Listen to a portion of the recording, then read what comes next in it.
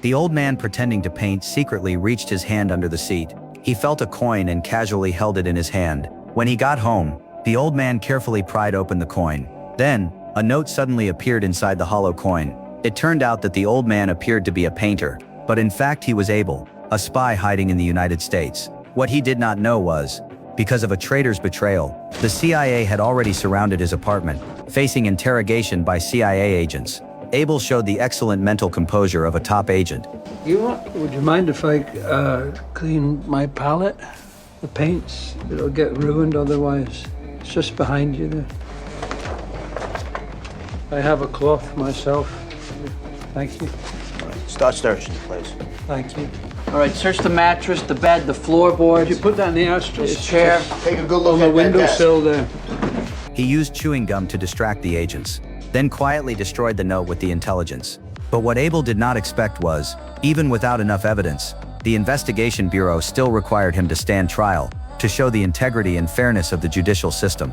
The federal court hired an excellent lawyer for Abel, but the lawyer Donovan usually only handled business insurance cases. He had never dealt with criminal defense. On top of that, he knew that if news spread that he was defending a spy, he would be despised by everyone. So he tried to refuse the case. It can't look like our justice system tosses people on the ash heap. In the end, Donovan could not resist persuasion and accepted the case. But 3 weeks later, it would be Abel's trial. Donovan knew nothing about the case. He had not even met Abel. So he asked the judge to postpone the trial according to the law. But the judge's reaction caught him off guard. Is this serious? Yes, indeed it is. You can see in the filing. Jim, this man is a Soviet spy. Allegedly. Come on, Counselor. Your Honor. Of course, I salute you. We all salute you for taking on a thankless task. This man has to have due process, but let's not kid each other. It was only then that Donovan realized he was just a tool. Everything was just a formality. From that point on, Donovan faced constant trouble. On his way home, he was followed by a mysterious man. Donovan sensed something was wrong and quickened his pace. He hid beside a car, but when he looked back, the man was already behind him. Donovan had no choice but to go with him to a bar, and the man revealed his identity. He was a CIA agent. He was there to warn Donovan not to make things complicated, to end this defense simply, and not to threaten national security. But Donovan insisted, nothing should be above the law, so he smiled and refused the CIA agent. The next day, the CIA published news in the newspaper that Donovan was defending an enemy spy. This made him a target of public anger. The public looked at him with hostility, but based on his professional ethics as a lawyer, Donovan insisted on defending Abel. By reviewing the evidence, he found that the FBI only had a legal detention order. They did not have a search warrant issued on suspicion of a crime.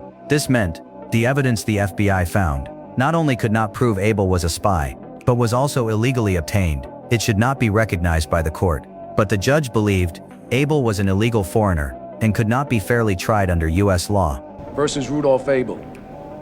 As to the first count in the indictment, how do you find the defendant? Guilty or not guilty? Guilty. As to the second count?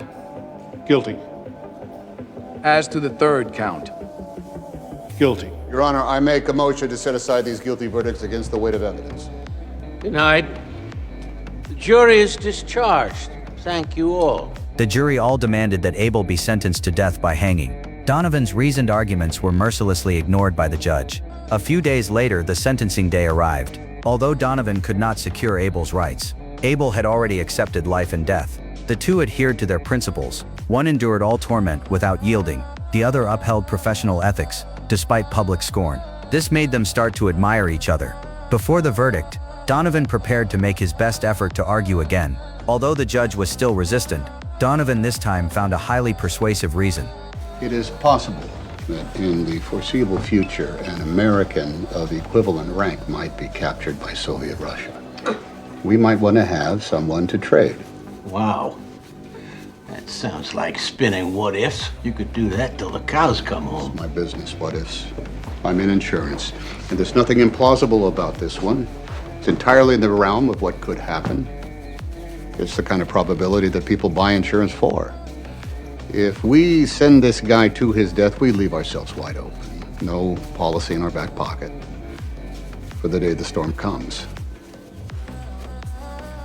Nice speech. If one day an American spy was captured by the Soviets, they could use Abel for a prisoner exchange. This argument successfully convinced the judge. So on the day of the verdict, something happened that no one expected. The defendant is committed to the custody of the Attorney General of the United States for imprisonment in a federal institution to be selected by him for a period of 30 years. Marshals, you may take the defendant into custody. No electrocution? No. Why aren't we hanging him? In the name of God, why aren't we hanging him? Sit down! He's a spy! He's killing us with his lies! In the name of God, why aren't we hanging him? That's right! The verdict completely ignited public anger. Donovan, defending a spy, was labeled a traitor by the crowd. His family also faced great threats, even coming under gunfire at night.